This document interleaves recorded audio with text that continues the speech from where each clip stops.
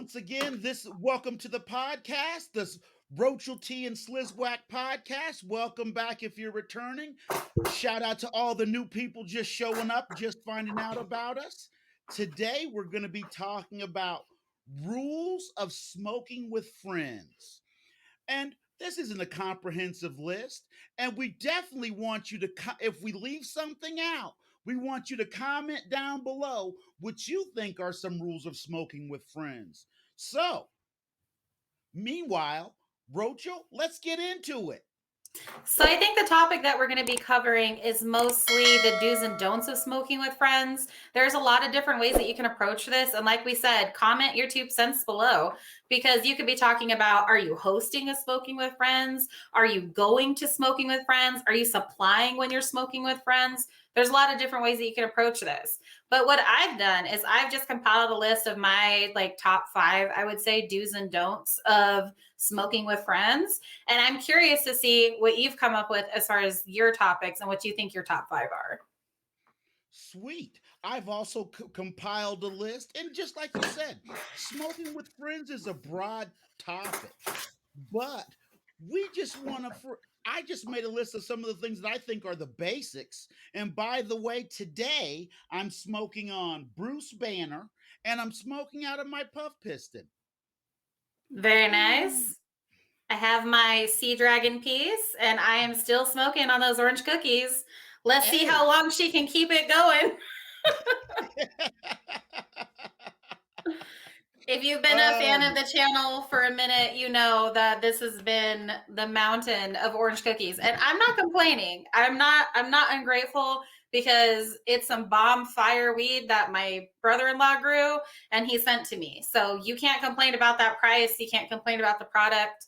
And we're just going to keep it rolling. I'm the only one who partakes in my house, and it is what it is. It's going to take a minute. R.I.P. Betty White. Oh, I broke my little handheld pipe. She was pure white and she was just like my go-to piece. She was reliable. She's always been there. So I named her Betty White. Okay. And so in my moment of just complete quackery, I was doing way too many things at once, because that's what I do. I'm usually trying to carry 20 things because I don't want to make a second trip. I am the grocery car lady who makes one trip for groceries. So I was trying to carry too much stuff and it was like slow motion. She was like, oh, and just she hit my floor, and my room, my recording studio is in our basement. So she hit the concrete floor.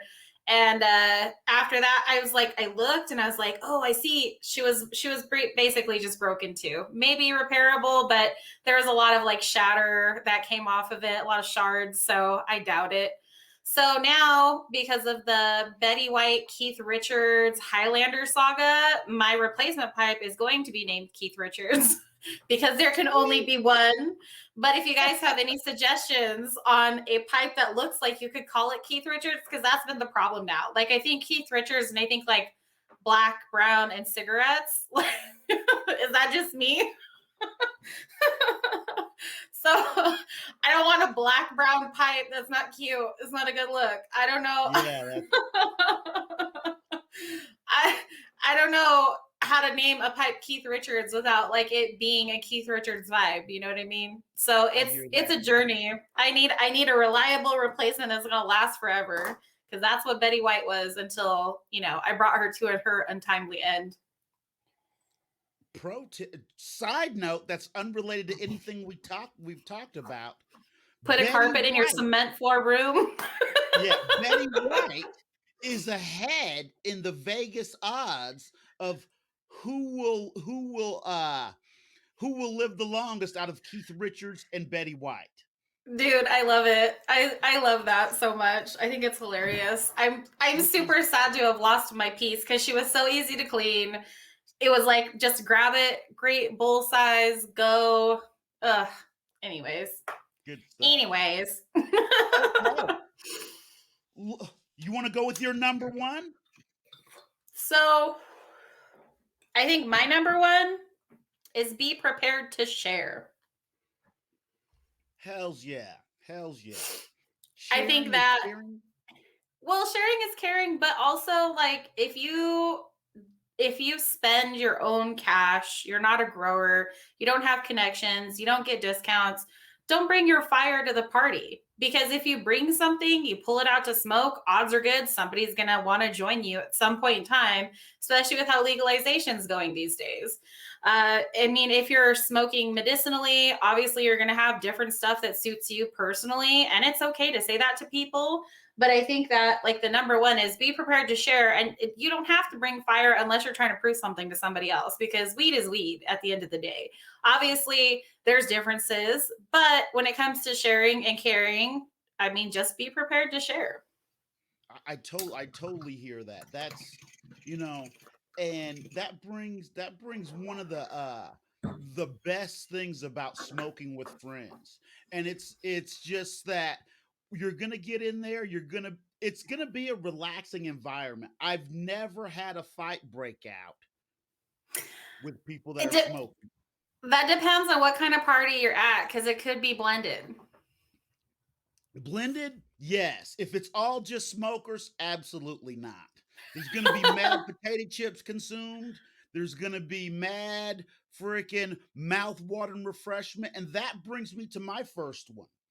Always bring something. And I'm talking about if you're going to a smoke sesh or if you're having one at your house, always bring something. Now, I understand you don't always have weed, but there's some other things that the smoke sesh requires. Snacks, liquid refreshment of your choosing. Hey, Capri Suns, best circle drink ever. Okay? It doesn't have to be weed, you know, and like you said, don't bring your fire unless you got something to prove. It's just because let's put the rubber where it meets the road. You don't want to bring your fire because it's the most expensive. You don't want to bring your worst weed because everybody's gonna boo.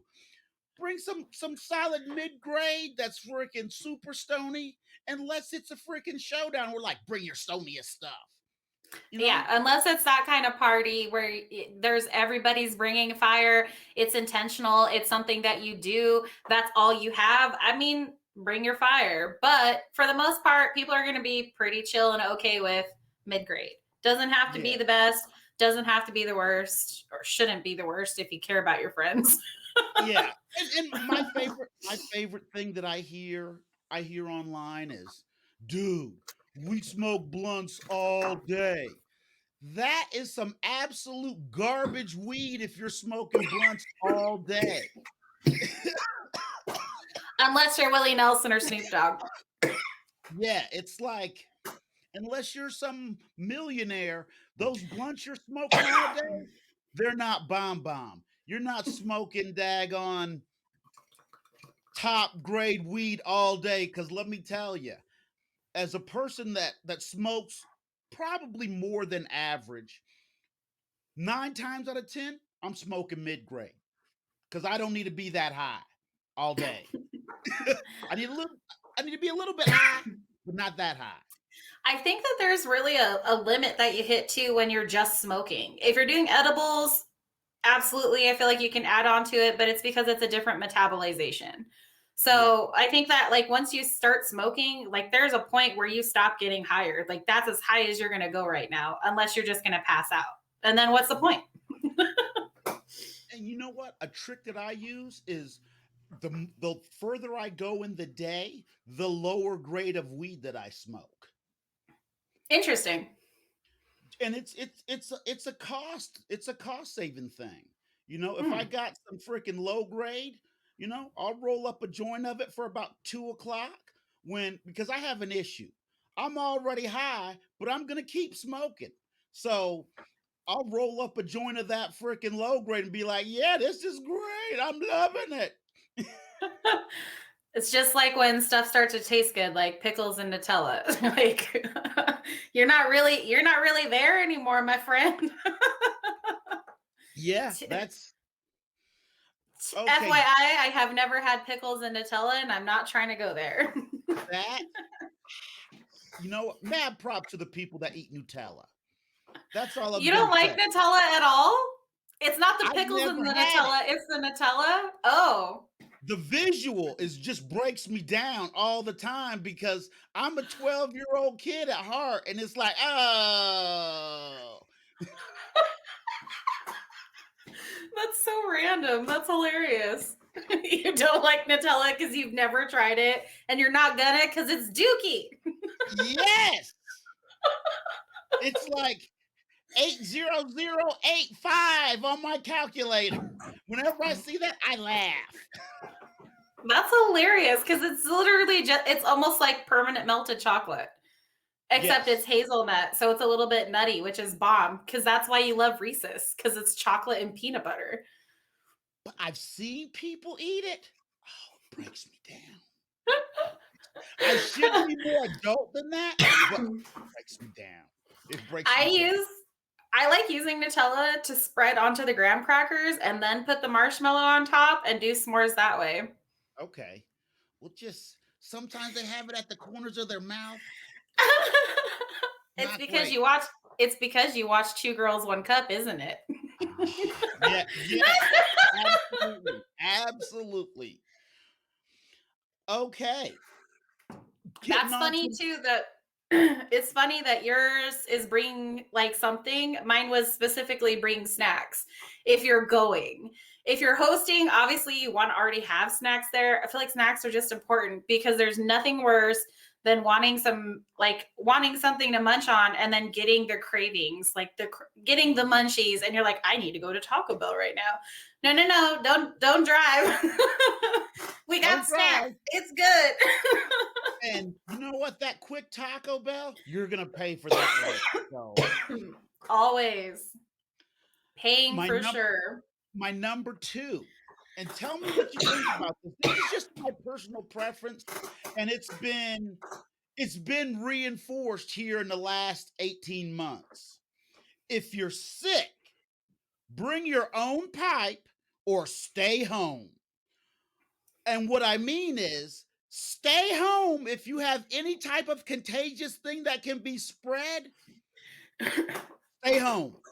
Mm, But if you just got like a bring your own pipe. yeah. Bring your own pipe. If you feel like There's you're not contagious. exactly. And the thing is, you're not being antisocial. You know what I'm saying? You're not whorehousing your own weed. The thing is, you don't want to give whatever bug or whatever nonsense that it is that you've got to your friends, because then imagine if you all had to show up to the sesh with your own pipe. See, But yeah, I think that goes along with something that I put on mine, which is my number 5, is that joints are okay to keep to yourself. And my caveats are especially in the age of the coronavirus, aka Coldemar, aka COVID-19.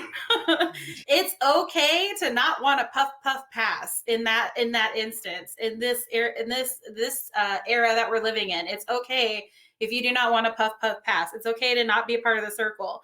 And I think it's also absolutely. okay if you want to, if I think it's also okay if you have medical specifically and that you have something that is specifically that you have to take in order to do some kind of pain management or whatever. I think it's okay to not share in that instance and to let people know, like, hey, this is my medical. I'm taking my dose right now, not I'm just here to smoke weed. Okay.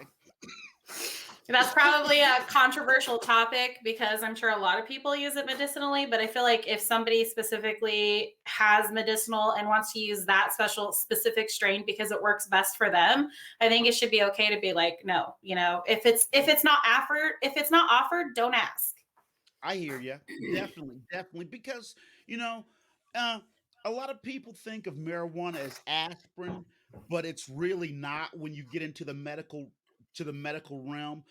Indica, sativas, hybrids, to be honest with you, just because you and a person have a back problem doesn't mean you should take the same medication. And when you treat it medically, you got to when you're taking it for medical purposes, you have to give it that same respect. I think that's one of the grassroots ways we can help with not only legalization but normalization. And exactly what I was saying, what I was thinking. It's along the veins of normalization. And while we're trying to get it publicly normalized, there are some like taboos that are within the community, and I feel like that's one of them. Like not sharing at a smoke party or not sharing when everybody else is sharing is something that they're like, oh, but you should look at it a different way. Like I wouldn't just hand out my prescription because I genuinely need it. Exactly, and that's the thing. If they're truly your friends, they're going to understand. There's not going to be any hate because they understand how marijuana works. So they're not going to be like, "Oh, dude, you're just holding out on us." It's not that kind of party, you know. And if you've ever been in a smoke sesh, you realize it's not that kind of party. It's a relaxing atmosphere of sharing, caring, and hopefully hilarious stories. Right. So my number two was don't be the weed vegan. Oh, And by weed vegan, I mean don't be the vibe killer because there are people who go with a friend to a smoke party and they don't smoke. And maybe that's intentional. They're the DD for the night, which I think is absolutely awesome. Or, they're the person who doesn't partake but's cool with weed. I mean, that's something to think about. Like don't be the don't be the pushy person who's like, why not? Oh, I still get this as an adult when I go to parties because people know that I smoke. They like try to force it on me. And I'm like, there are reasons why I choose not to partake at this particular time. And it's like, it's, it was like, oh, so you don't think my stuff is fire? And I'm like, what? Like, how old are we? it's Don't like, be hey, that guy I though. didn't And it's, I didn't take your kid's picture off the refrigerator and rip it in half, okay? I got shit I gotta do. I know. It's like I'm here for a reason and you don't know what that reason is. And it goes the same way. If you're strictly opposed to marijuana legalization, whatever, don't go to those parties because that's literally what they're for. Sometimes Yeah, that's not the case. Sometimes like a circle breaks out and it's in the garage separate from the regular party. But like don't go in there and be the vibe killer. Like fill the room. See what other people are doing, see how other people are acting, and then maybe decide if that's the kind of energy you want to bring to the circle. Don't be the weed vegan. well, my favorite person, and this I don't know if it's my favorite or my worst. The person that's been drinking the whole entire day. They've Mm. never smoked weed before. Oh But my gosh. now, tonight is the night that they're going to smoke weed. Now, normally it wouldn't be a problem. But now they're like, hey, this song is about me. I love you guys. And so, also, it's too much. It's too much. You're like Weed you said, vegan. read the room. You're like, all sloppy drunk. And we might be talking about politics, or we might even be talking about high level mathematics. But no, oh, this song is about me.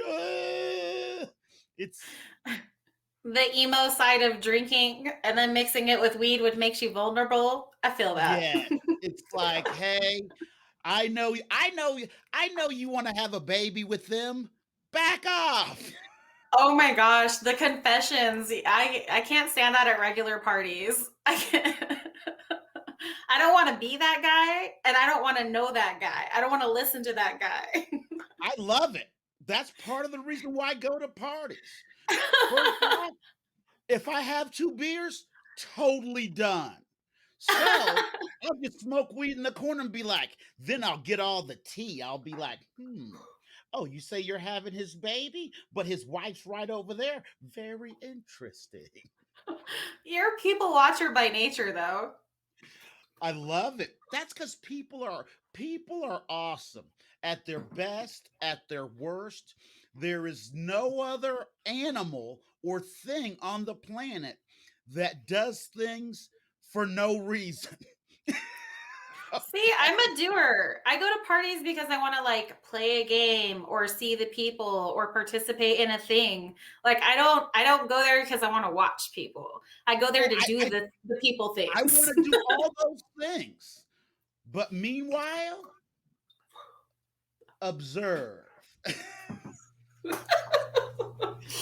And for me, that's the best part, because what I like to see is I like to see people exceed the standard. Of Unfortunately, good or bad. I'm the kind of guy, dude. You've never drank 25 beers? Here, let me hand you your 25th and your 26th. I like to see people, woo! But yeah. Anyway, here's my third one, and here's a great time for it. And this is talking about mainly about if you're going to, or even if you're hosting, never hold on to the pipe during a story. If it's going to take a minute or more, go ahead and pass it. That is literally on my list. Puff puff pass. And it's bogarting the pipe and sitting there doing nothing with it. It's holding onto the joint and letting it burn. It's taking your lighter and torching the whole fucking bowl when you're only taking 1 or 2 hits and killing the weed for everybody else because you can't take that much smoke at once. Oh, All of those are involved in puff puff pass. Think about the next person that's going to do this bowl after you. Think about the next person waiting on the joint as if that was you waiting on the joint. Like, courtesy, puff puff pass. Keep it going, man. absolutely. Now, don't get me wrong. Weed is conducive to storytelling and freaking mad relaxed vibes. But you ever give a dog a treat and then like you were gonna give him a treat, like let's say maybe the phone rings or something, you have to pick it up. And as you're waving that treat around in your hand, the dog's eyes are directly on it. Like, that's how everybody in the circle is. They're not even listening to your story because it's like, oh, when is he gonna pass? And Yep. it's not rude. Sometimes I'll just take a quick puff and pass it. People are like, are you okay? I'm like, yeah, I'm getting ready to tell this story, and I don't want you guys drooling at the mouth. So, I think that's an awesome like thought is before you start telling a story, pass. Or take your hit and then pass. Like yeah, always pass before you start talking. exactly, because then it turns into a microphone and you're like, blah, blah, blah, blah, blah. And it's crazy for everybody else in the circle because they're just like, okay, yeah, yeah, yeah, Oh, okay. And it's going, it's not going. It's going, it's it's not not going, they're going. like, hey, you, hey. And I always call these people, I call them Holden Caulfield. I'm like, Holden, how you doing over there? And it's like, what did you call me? I'm like, yeah, Holden Caulfield, because you're holding that joint. That's hilarious. And don't get me wrong, I do it. But if you're watching, you tell us what's the best way in the comments to ask for people to pass the joint mid-story. Yeah, do you guys have any tips or tricks that you use? Yeah, because Do you I just need reach some. for it? I need I do the some. silent reach.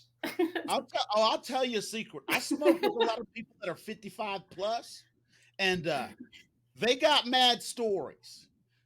And it's just like, hey, hey, hey. Sometimes I'll be like, hey, it's such and such's grandkids. And then they're like, what?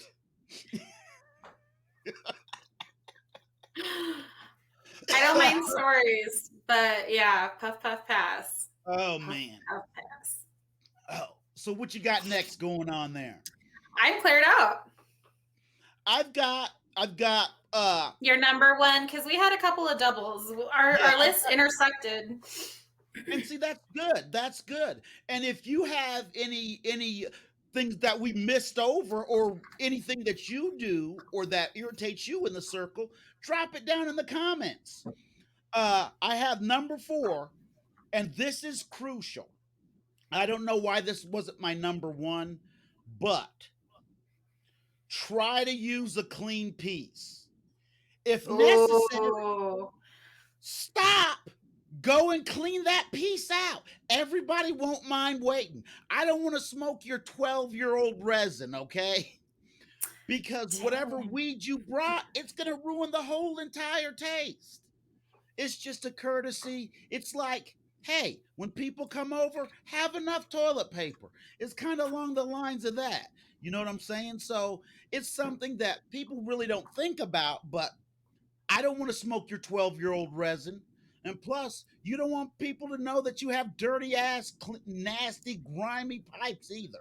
So, huge Well, turn it on. that's like putting out your dishes dirty for a dinner party. It's Yeah, you just it's keep your stuff. But I mean, and I'm not saying you should clean your stuff every day, but I know like my cleaning method takes to get like a nice, clean, shiny pipe. It takes about a full day. It takes about yes, 24 hours from step one to step two. So there's no real cleaning when somebody else has to like take your gross pipe and go like do something with it. Like that's yeah. let me It's go like wash my dish before I sit down to dinner. Like, no. yeah. Hey, and you know what? Just tell people, hey, I got to clean this pipe right quick. Oh, they're totally cool with that. They're not gonna be like, hey, yo, you weren't ready. They're gonna be like, hey, there's gonna be some side chatter. They're gonna chit chat it up, hmm whatever. They'll wait. They'll wait. It's There's like going to be times where you like pull the big bong out because people are like, oh, yeah, we should get the bong out. And you're like, I wasn't ready for this. Okay, let me like get this ready real quick. exactly, and that's the thing. It's like I'm guilty of this, and I'll show you what I'm talking about.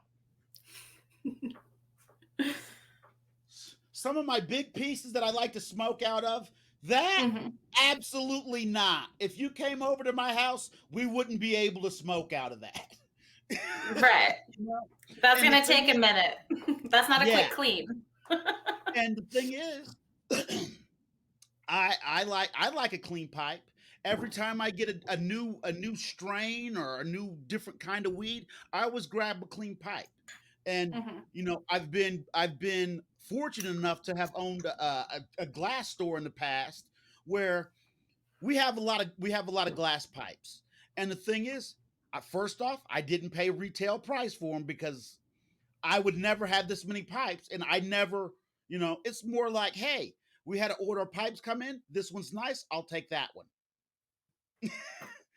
I How can I you would have a resist? hard time. I would have a hard time resisting, especially if it's in front of you all the time. It's so easy to Exactly. find a new cool piece. It's too easy, especially if it's some nice glass. Ugh. Yeah. Well, and when you're in the store all day, you're just looking at them like drooling all over them, like, that would be nice. And then you got to do some R&D in the back office there for your lunch break. Just go back like, yeah, I wonder how the function on that is. Oh, I guess it has to go home. It's been used. That's awesome. My very last thing, my very last thing for smoking with friends. And this is crucial. It's as important as clean pipes, but first, but lastly, but not least, relax. It's Hmm. the atmosphere of friendship. More problems have been solved. More friendships have been made and strengthened. More business deals and partnerships have been formed in the circle than almost anywhere else. Because you never smoke with people who you don't have some type of freaking friendship or care about, and you only smoke most of the time with people that you trust. So it's not a fashion show. It's not a contest. Most of the time when you're smoking, it's the one of the most relaxed atmospheres that I've ever been in, and I recommend it to everybody. It should be. It should be one of the most relaxed places. If it's not, that's not the place you need to be. And that's the thing. There's an additional element that comes from smoking with friends that you don't get smoking by yourself.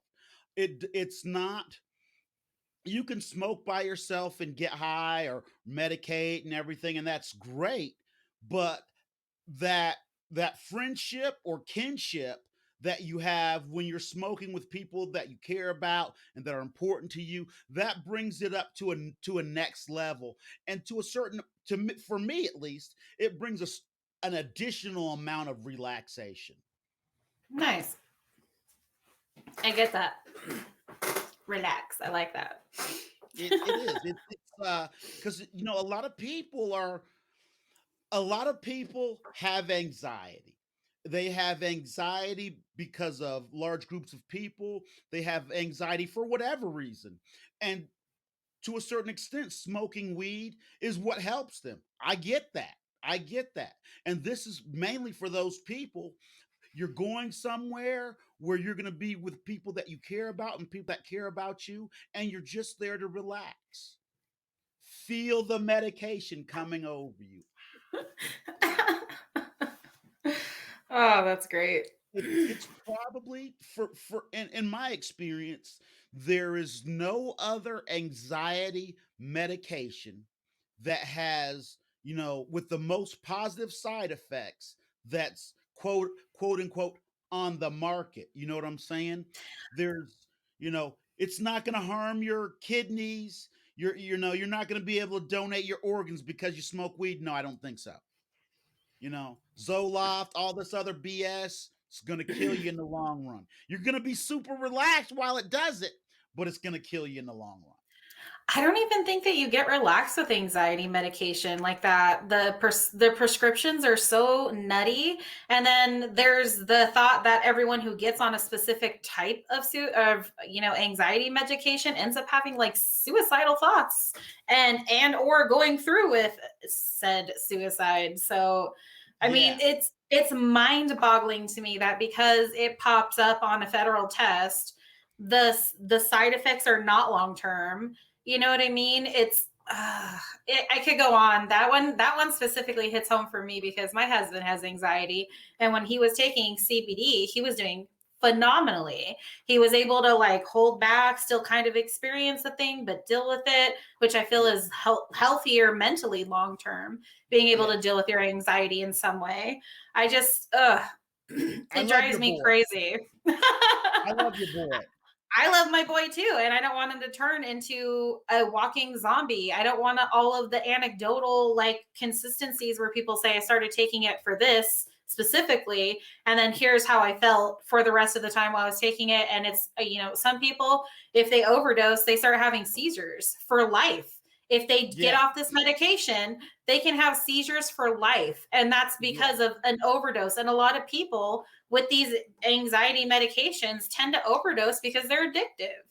It's mind blowing. That's a whole other That's a whole Yeah. other one, man. Yes. But hey, we're gonna close it out. I'm Slizwaq, and that's where she at. That's Roachel T. And this is our podcast where we talked about things, uh, rules of smoking with friends. Again, if you have more rules that we forgot or left out, or some of your suggestions, most definitely leave it in the comments so we can see it and we'll respond. Once again, this is Slizwaq and Roachel T for our Thursday Go Here Smoke This podcast. We'll see you next time. And as always, you should grow.